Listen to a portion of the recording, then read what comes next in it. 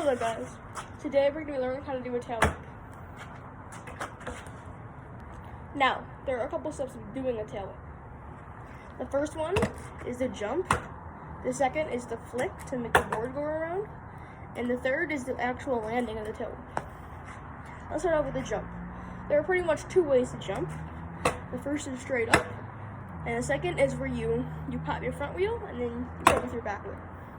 Okay? I'll show both of them. So you have that one, and you have this one. Both of them are equally fine, and they will need you to be doing a tailwhip. I, however, prefer popping your front wheel up and then their back, like that. I just think it's better. So now you have to jump down.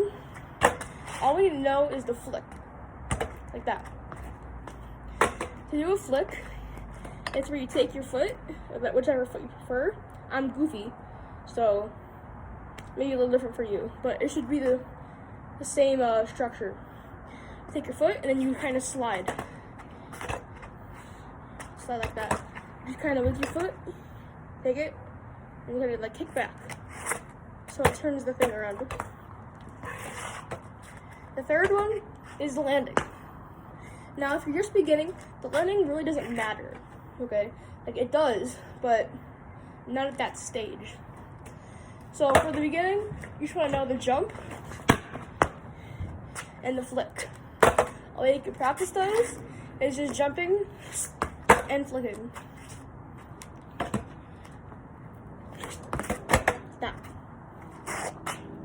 Now, the way to practice this is to start with one foot on the ground. Kind of use your foot to jump up and then just spin it. Okay, try that a couple times. Like that, okay? Now another thing to try is you spin it and then you land with both feet. It's easier when you have a bit of speed. Here, let me show you. Like that. Now, in the beginning you may be over rotating or under rotating. However, if you're just beginning or doing that, that's awesome, right? It's better if you're over rotating though. You might be like, why? I didn't land it. Well, it's good if you over rotate because you don't really need to know how to do the flick itself.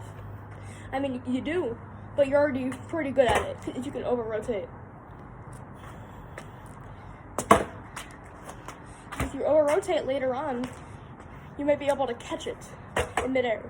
Usually if you're doing a tailwhip, you would catch it on the ground, not catch it midair and then drop. So, you can practice that. Another thing you can practice to get comfortable with the landing is jump like this, and while you're in midair, lift your foot and then try to land back on it. Okay?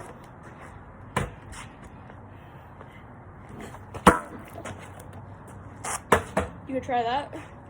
I mean, honestly, you don't have to do that one.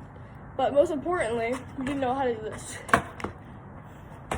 So, if you're going to go your first try at a tailwhip, remember, in the beginning,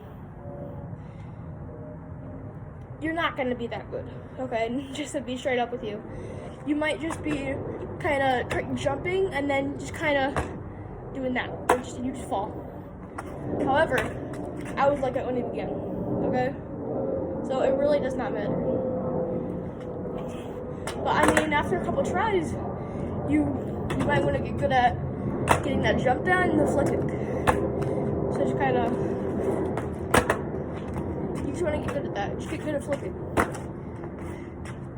Get good at landing, and also get good at jumping. Another thing you can do for tailwhipping is you might be saying, well, I don't have enough height. I don't have enough height to spin my down all the way around.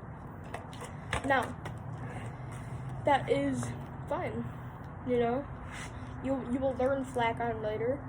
However, for now, you might need to go up a ramp. There might be like a dip in your sidewalk you can go on. There might be like things at your park you can go on. At mine, there's like a little curve thing with a ramp. I always use that to practice my tail whips. Now, you can use that. You just really need to know how to just know what it feels like to tail whip. That is very important. Because you don't want to have to be like very uncomfortable doing it. It is maybe in the beginning a very uncomfortable motion, but as you get used to it, it is normal.